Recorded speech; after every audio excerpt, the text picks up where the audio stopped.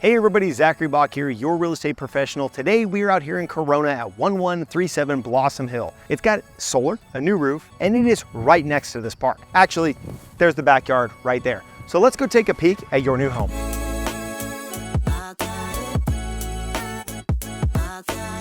Your new home features a great sized living room with this beautiful fireplace with the brick surround, sliding barn door, and then of course a window overlooking the beautiful front yard. Directly off of the living room, you have a dining area which has space for a huge dining room table, and then of course the kitchen which has plenty of cabinet space and has windows overlooking the backyard.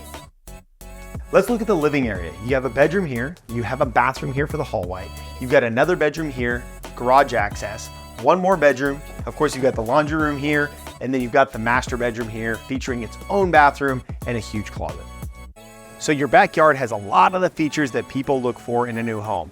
You've got a hot tub, you've got this great awning right here, you've even got a dog run and potential for RV parking. Thank you so much for tuning in. I am Zachary Bach, your real estate professional. If you're interested in this house or any other home, feel free to give me a call at 951-401-5025. Thank you so much.